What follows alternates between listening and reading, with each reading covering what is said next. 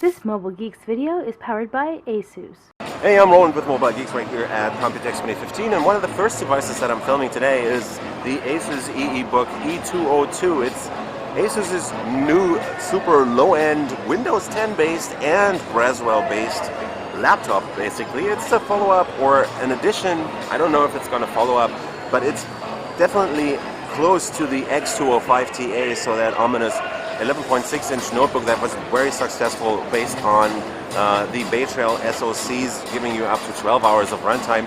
This changes a bit with this one, although the design is pretty similar.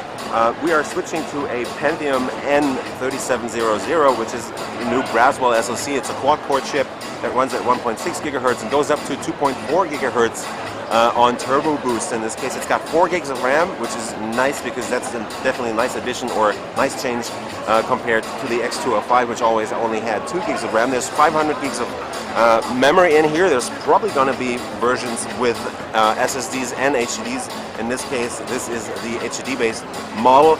We still have the same TN panel on here. In this case, it's 1366 by 768 screen resolution. The viewing angles are pretty good actually for a TN panel, as you can see. And if you look from the front, you'll see that it's pretty independent of. It doesn't have the same problems as many TN panels have that tend to tilt color-wise very, very quickly. We have a matte frame around the screen, although the screen itself is sadly not matte. Why ASUS always does that is a question that's left to be unanswered, because I think the manufacturers are just trying to cheat a bit on the customers by putting in these glossy panels to make the colors shine a bit more. But actually customers like that in most Western countries, at least in Germany, that's what it's like, and that's what we're told by the dealers. Other than that, we have, again, 4 gigs of RAM, 500 gigs of HDD storage in this case, and we're running Windows 10 Pro Insider Preview build 10074. There's Bluetooth 4.0 in here. There's gigabit Wi-Fi on this device, which is pretty nice. And you get a VGA camera on the front, which is kind of sad because, yeah, gigabit Wi-Fi and a VGA camera, so that's not so good for making your video calls. You have a 9-hour battery integrated right here, so I'm guessing this should be a pretty small battery. And the CPU will only use up to 6 watts, so it's definitely passively cooled. I can show you that on the back because there's definitely no cooling fins or anything to be seen, no outlets on the back of the device. And it does get a bit hot on the bottom, like over here on the left, but that should definitely be tolerable when you're using it on your lap. Putting the device down, you can see that the keyboard is definitely decently sized. It's got wide spaces between the keys. The key travel could be a bit higher, and it's also flexing quite a bit, at least in the middle right here. Shift keys are super huge on this device, so that should definitely not be a problem with special keys, for example, for Europe, where you have our special characters, for example. We have a huge trackpad that's definitely does feel pretty good actually, and yeah, that's pretty much it about this device. Let's just take a quick tour around it because there's a small surprise right here. For one, it's 21.4 millimeters thick. When you fold it closed, you have your PSU port back here. This is the micro HDMI out, and let me just get my camera to focus. Micro HDMI out, and there you are.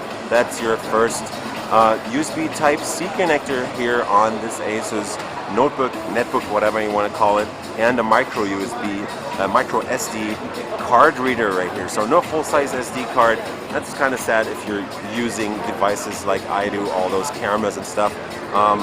You probably have to get an adapter in this case. We have a bunch of LEDs on the front, so that's power, battery, and numlock right there. On the right side, you get your headset jack and a normal USB 2.0 port and a USB 3.0 in full size, in this case on the side. The whole thing weighs it at 1.2 kilograms, and again, it's 21.4 millimeters thick.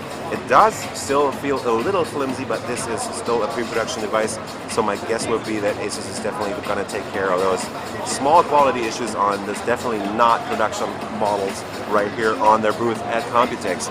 This will be releasing together with Windows 10 as soon as it comes out at the end of July, and my guess would be that this will be again a very, very nicely priced device that is probably going to cost you under $200. My hope would be it will be under $200, just like the ASUS EeeBook E205 TA was. I was along with Mobile Geeks checking out the EeeBook E202 at Computex 2015 right here. And if you like what we do on our channel, give us a thumbs up, follow us on Twitter, Facebook, and Google+, and we'll see you later. This Mobile Geeks video is powered by ASUS.